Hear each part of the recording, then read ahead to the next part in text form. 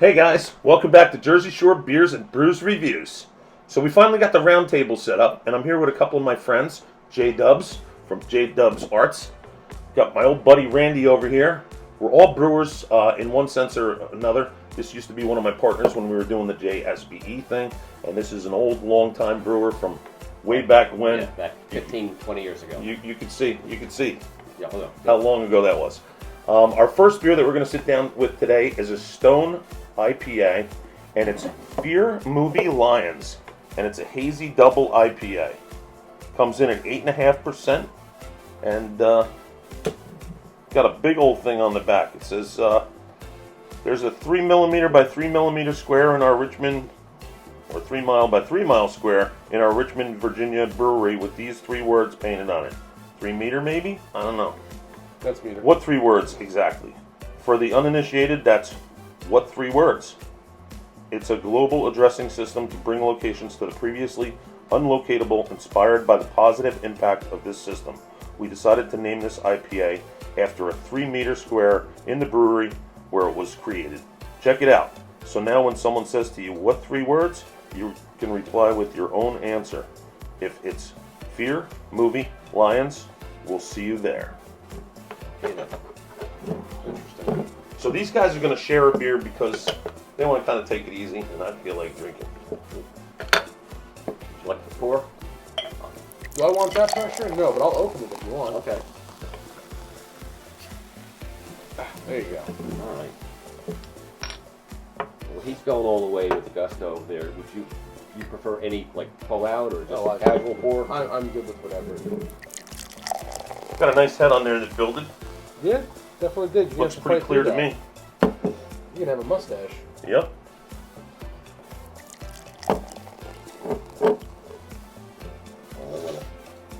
Don't want to kill too much of the pond in there, but Yeah, but it's essential. You gotta get that taste.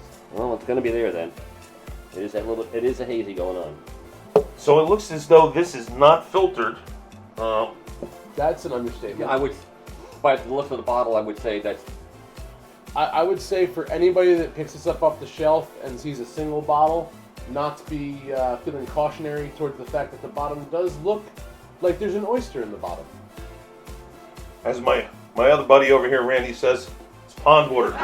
Exactly. But it makes it taste better. So let's give it a smell. Oh, grapefruits, no doubt. A little orange tangerine going on in there. Anything else you picking up? I'm only picking up the citrus. So all citrus. But it's, I'm again, picking up this is an the IPA. hops before I even like to taste it, but I can. Yeah, but the notes from the hops are citrusy. They're not woody or anything like that. So let's give it a shot. Okay. Smooth, a little bit of a hoppy bite, but Yeah. Yep. First impressions are like, yeah, got a little bit of a hop bite. But it's not super bitter. It doesn't make you pucker. It Nope. doesn't make you want to like. Yeah, you don't get that tingle in the back of your throat. Yep.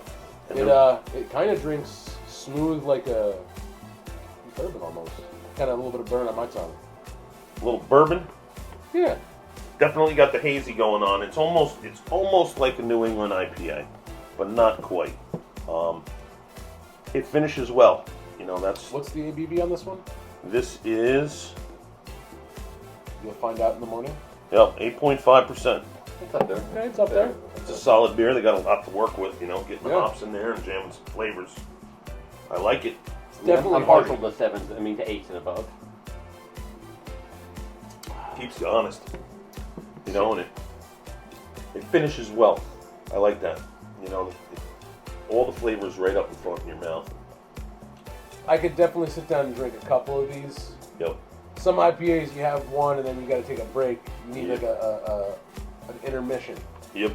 But this one I could say probably like a two, 3 in a row before that actually happens. Very nice, Stone. Where am I going to put it score-wise? So you know the scoring system. I don't know if you do, but the scoring system here works. 7 is your 7.5 is Entry your level. standard, right? A standard down the middle beer. A little bit under that, down to 7 is the ones that are the standard beer, but you're probably not going to pick up again. Okay.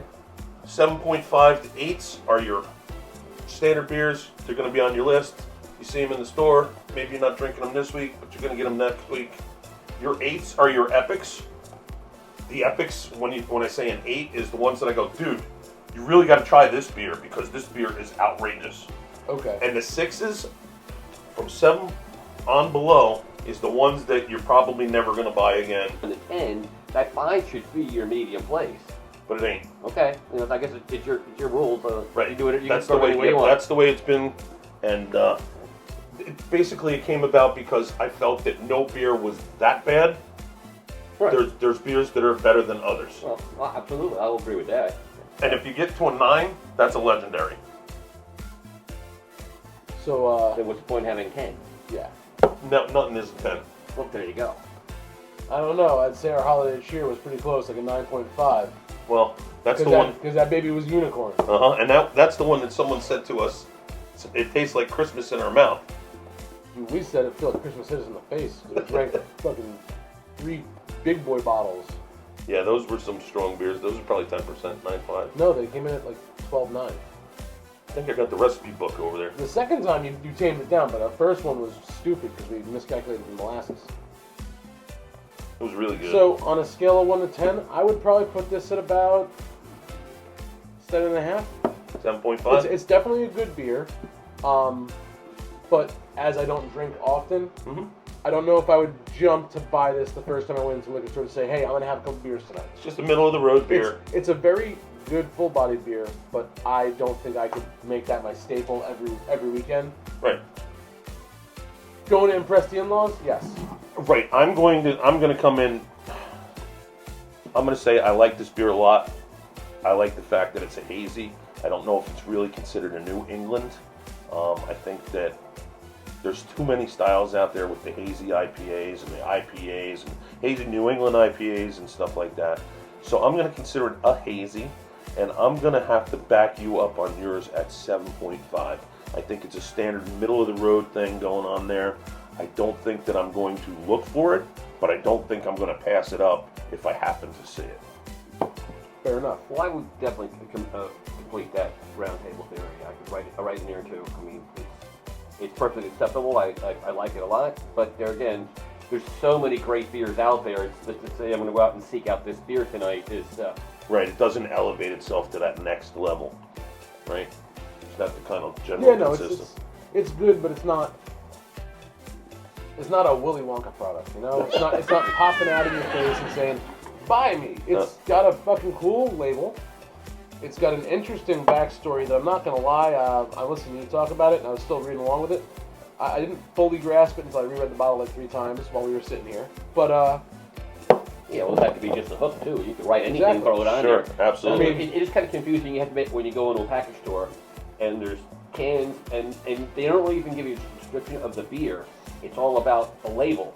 And I want to go into the liquor store. And I want to read the label and know what's in the beer. absolutely. And that's been very hard to do lately. No, you can get that with the Dogfish heads.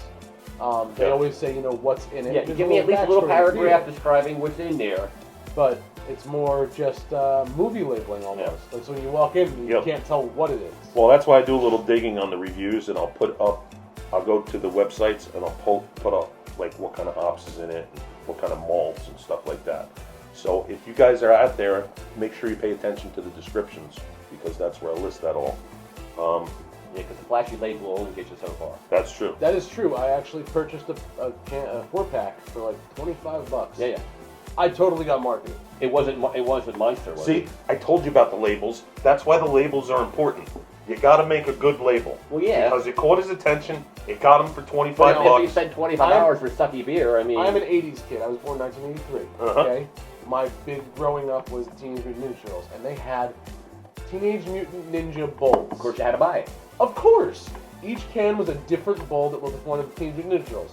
The beer was run-of-the-mill. It was actually, I'd probably put it at a 6.5, 6.7. But you wanted to save the can. Or the But the can. I went to the party, I'm like, yo guys, we're drinking Bulls tonight. Yeah. It was a good marketing scheme. Uh-huh. So yes, label Can't is very blame for important.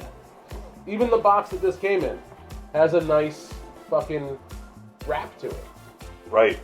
And I was picking apart a lot of beers in the beginning because they had no label. Like, dude, what did you even pay an artist to draw that? Like, come on. That was one of the things that I did is we went with good labels to catch eyes. Because we're no one. That's our first thing is, wow, that looks pretty.